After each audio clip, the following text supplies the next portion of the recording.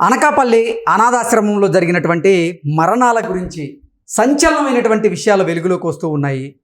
ఇవి అనుకోకుండా జరిగినటువంటి మరణాలు కావని, ఈ మరణాల వెనక అనుమానాలు ఉన్నాయి అనేటువంటి విషయాలు ఇప్పుడు సోషల్ మీడియాలో చక్కర్లు కొడుతున్నటువంటి నేపథ్యంలో ఈ మరణాల వెనక బడా నేతల హస్తం ఉందని కొందరేమో ఈ మరణాల వెనక ఎన్నో కారణాలు ఉన్నాయి అంటూ అనుమానాలు వ్యక్తం చేస్తున్న నేపథ్యంలో ఈ మరణాలకు కారణం ఏంటనేది మనం విశ్లేషణ చేసుకునే ప్రయత్నం చేద్దాం.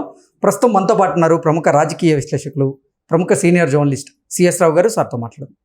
సార్ నమస్తే. సార్ నమస్తే. అనకాపల్లి అనాథ శరణాలయంలో జరిగినటువంటి మరణాలు అవి సహజ మరణాలు కాదు, అనుకోకుండా జరిగినటువంటి మరణాలు కాదు, వాటి వెనక ఎన్నో అనుమానాలు ఉన్నాయి. ఆ మరణాల వెనక బడా నేతల హస్తం కూడా ఉంది అనేటువంటి అనుమానాలు అయితే ఇప్పుడు వ్యక్తమవుతూ ఉన్నాయి. ఏంటి సార్ దీని మీద మీ విశ్లేషణ? సో ఒకటి ఏంటంటే, ఇలాంటి జరిగినప్పుడు అనుమానం వ్యక్తం చేయడం అనేది సహజం. అందుకే పోలీసులు కేసు కట్టేటప్పుడు కూడా అనుమానాస్పద మృతులు అని అంటారు.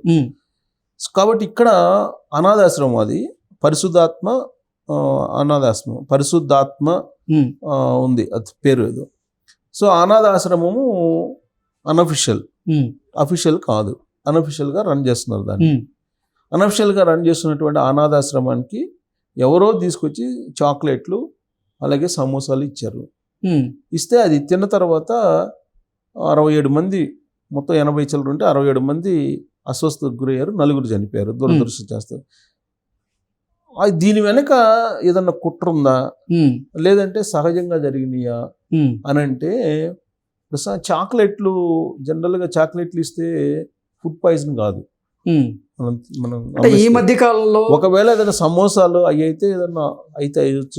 అంటే చాక్లెట్ల రూపంలో ఆంధ్రప్రదేశ్లో ఈ మధ్య అంటే గంజాయిని చాక్లెట్లో పెట్టి అమ్ముతున్నటువంటి నేపథ్యంలో అవేమన్నా తిన్నారా అనేటువంటి అనుమానాలు కూడా వ్యక్తమవుతుంది. గంజాయి తోటి చాక్లెట్లు, ఇప్పుడు గంజాయి ఉత్తరాంధ్రలో గంజాయి సాగు చేస్తూ వాటిని ఆయిల్ రూపంలో కూడా తీసేయడానికి మిషన్లు కూడా పెట్టారనేది ఒక ఇన్ఫర్మేషన్. దాని మీద ఇన్వెస్టిగేషన్ జరుగుతుంది. అయితే వాటితో తయారు చేసిన చాక్లెట్లని పిల్లలకు పెట్టారా, పిల్లలకు పెడితే వాళ్ళు అది పాయిజన్ రూపంలో ఇబ్బంది అయింది అనేది ఒకటి. రెండు, అసలు ఇప్పుడు తెలుగుదేశం పార్టీ అధికారంలోకి వచ్చిన తర్వాత, చంద్రబాబు నాయుడు అధికారంలోకి వచ్చిన తర్వాత మనం చూస్తుంటే కనుక కొన్ని సంఘటనలు అనుమానం కలిగించేలాగా అనిపిస్తున్నాయి. మర్డర్లు కానీ, కొన్ని జరిగినటువంటి కొన్ని రేపులు కానీ, వీటిని చూస్తుంటే కనుక కొన్ని అనుమానాలు, ఇవి కావాలని కొంత స్లీపర్ సెల్స్ని పెట్టుకుని కొంతమంది రాష్ట్రంలో ఒక అల్లకొల్లను సృష్టించాలి, ఒక రాష్ట్రంలో శాంతి భద్రతలు లేనటువంటి రాష్ట్రంగా క్రియేట్ చేయాలి అనేటువంటి యాంగిల్లో కొన్ని స్లీపర్ సెల్స్ రకరకాల ప్రయత్నాలు చేస్తున్నాయి అనేది మనం గతంలో కొన్ని వీడియోలు చేసాం. అలాగే పోలీసులు కూడా ఆ కోణం నుంచి ఆలోచించాలి అని కూడా మనం సూచన చేయడం జరిగింది. ఎందుకంటే జరిగినటువంటి మర్డర్లు ఒకే రకంగా ఉంటున్నాయి, 4-5 మర్డర్లు జరిగినాయి, ఒకే రకంగా ఉంటున్నాయి. రేపులు కూడా ఒకే టైంలో అలా జరుగుతున్నాయి, ఒకే యాంగిల్లో, అంటే ఒకే ఆ టైం చూసుకుంటే ఏ కోజా ఉన్నా అలా చేస్తున్నారు. కాబట్టి ఈ స్లీపర్ సెల్స్ ఏమన్నా వీటి వెనక ఉన్నాయా అనేది, ఏదో రకంగా ఇలాంటి సంఘటనలు వస్తే కనుక రాష్ట్రంలో ఎప్పుడు ఒక అన్సర్టనిటీ అనేది కనిపించాలి అనేటువంటి యాంగిల్లో ఒక స్లీపర్ సెల్స్ ఏమన్నా పనిచేస్తున్నాయి అనేటువంటి ఒక అనుమానం అయితే వస్తుంది.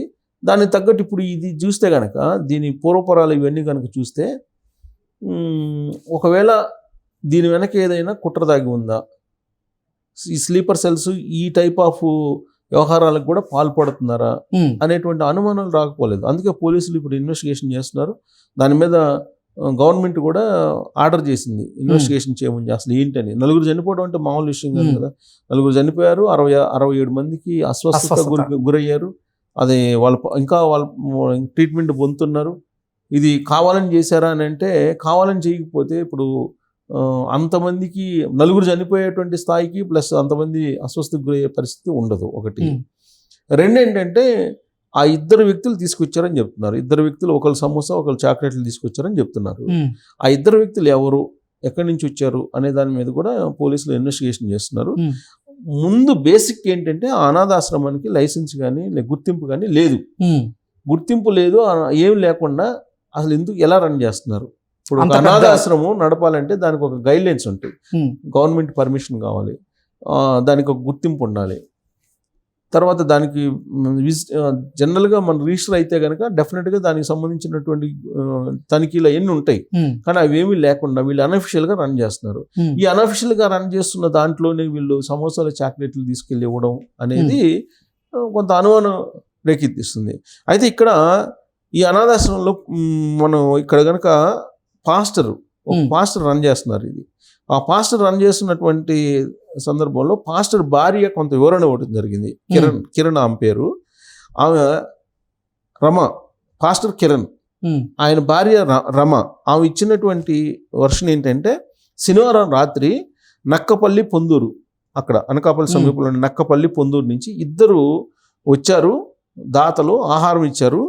ఒక అతనేమో సమోసాలు ఇచ్చాడు, ఇంకొక అతనేమో చాక్లెట్లు ఇచ్చారు అని చెప్పి చెప్తుంది. ఆ 2 ఊర్ల నుంచి ఆ వచ్చింది ఎవరు అనేది కనుక పొందూరు అలా నక్కపల్లి నుంచి వచ్చిన ఆ ఇద్దరు ఎవరు అనేది కనుక ట్రేస్ అవుట్ చేస్తే కొంచెం క్లారిటీ వచ్చేటువంటి అవకాశం ఉంది దీంట్లో. అయితే ఇక్కడ కోట ఊరట్ల దాని పేరు, ఈ అనాథాశ్రమం ఉండేది కోట ఊరట్ల. ఇక్కడ 4 చనిపోయారు, మిగతా వాళ్ళు అస్వస్థతగా ఉన్నారు. బిర్యానీ కూడా, ఇంకొక దాత బిర్యానీ కూడా పెట్టాడు. బిర్యానీ, వైట్ రైస్, సాంబారు, పునుగులు, కూర ఇచ్చారంట ఇంకో దాత. తర్వాత వైట్ రైస్ సాంబారు తిన్న వాళ్ళు 4 చనిపోయారంట.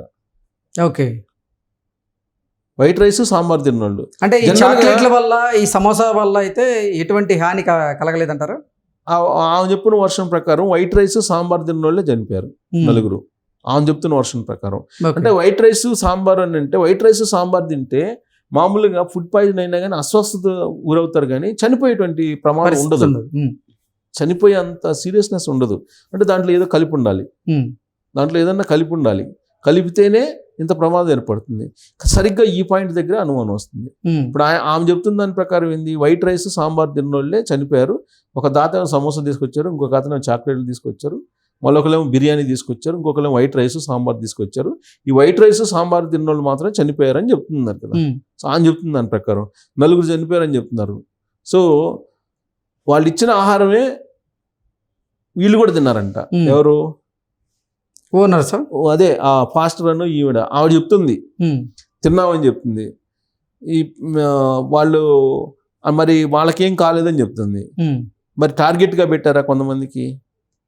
ఓకే, ఇప్పుడు ఇదే ఫుడ్ తిన్నారు కదా వాళ్ళు. ఆమె చెప్తున్న దాని ప్రకారం ఇదే ఫుడ్ వాళ్ళు ఆమె కూడా తిందని చెబుతున్నారు కదా. మరి తిన్నప్పుడు వాళ్ళకు కూడా సరే ఎంతో కొంత అయితే వాళ్ళకు కూడా అస్వస్థత గురి కావాలిగా. మరి వాళ్ళు బాగానే ఉన్నారుగా. అంటే ఇంటెన్షనల్గా చేశారా ఇది అనేది కొంత అనుమానం. అంటే టార్గెట్ కిల్లింగ్ అంటారా? అంటే ఇప్పుడు జరుగుతున్న ఆంధ్రప్రదేశ్లో గత 2 నెలల నుంచి జరుగుతున్న కొన్ని సంఘటనలు స్లీపర్ సెల్స్ ద్వారా కొంతమంది చేపిస్తున్నారు అనేది వినిపిస్తుంది. మరి ఇప్పుడు ఈయన చెప్తున్న దాని ప్రకారం అయితే మరి వైట్ రైస్ సాంబార్ తిన్న వాళ్ళు చచ్చిపోతున్నారు, ప్లస్ చచ్చిపోయారు 4, ప్లస్ అదే వైట్ రైస్ సాంబార్ మేము తిన్నామని చెప్తుందిగా. మరి వాళ్ళకి కనీసం అస్వస్థతకు గురైనట్టు లేదా అనీజీగా ఉన్నట్టు ఉండాలిగా వాళ్ళకి. మరి వాళ్ళు బాగుంటే వీళ్ళు ఎందుకు చచ్చిపోయారు 4? మిగతా 27 మంది ఆసుపత్రులు ఎందుకు ఉన్నారు? ఇప్పుడు 27 మంది ఆసుపత్రుల్లో ఉన్నారు కదా. అందుకే ఈ సంఘటన మీద చంద్రబాబు నాయుడు, లోకేష్ ఇద్దరు కూడా దిగ్భ్రాంతి చెందారు. దిగ్భ్రాంతి చెంది అక్కడ పిల్లల అనాథాశ్రమం ఏదైతే ఉందో దానికి గుర్తింపు లేదని ప్రాథమికంగా అనుకున్నారు. దాని మీద ఇన్వెస్టిగేషన్కి ఆదేశాలు జారీ చేశారు. ఆ ఇన్వెస్టిగేషన్లో ఈ ఎవరెవరు దాతలు వచ్చారు అనేది తేలితే ఆల్రెడీ దాతలు తెలుస్తారు కదా, వాళ్ళు చెప్తారు కదా. పైగా దాని పేరు ఏంటంటే ఆశ్రమం పేరు కూడా వీళ్ళు పరిశుద్ధాత్మ అని పెట్టుకున్నారంటే క్రిస్టియన్ లాబింగ్ ఉన్నటువంటి వాళ్ళు అయితే కావాలి వీళ్ళు. దాని పేరేంటి? పరిశుద్ధాత్మ స్తుతి ఆరాధన. దాని పేరు పరిశుద్ధాత్మ స్తుతి ఆరాధన దాని పేరు, ఆశ్రమం పేరు. సో దాని వెనక ఖచ్చితంగా కాన్స్పిరసీ, కుట్ర ఏదో ఉంది అనేటువంటి అనుమానం పోలీసులకైతే అనిపిస్తుంది. ఇన్వెస్టిగేషన్కి ఆదేశించింది గవర్నమెంట్. దాన్ని ఇన్వెస్టిగేషన్ చేస్తే కానీ అసలు విషయాలు బయట రావు. నిజంగా అది కనుక ఎవరో ఇంటెన్షనల్గా పెడితే మాత్రం ఆంధ్రప్రదేశ్లో స్లీపర్ సెల్స్ ఎటువైపు నుంచి ఎటు ప్రమాదానికి చేస్తారో, ఎటువైపు నుంచి ఎటు ప్రమాదాన్ని సృష్టిస్తారో చెప్పలేనటువంటి పరిస్థితి. ఓకే సో కాబట్టి ఈ ఇన్వెస్టిగేషన్లో తేలాలి అసలు ఏంటనేది. Okay sir, thank you so much.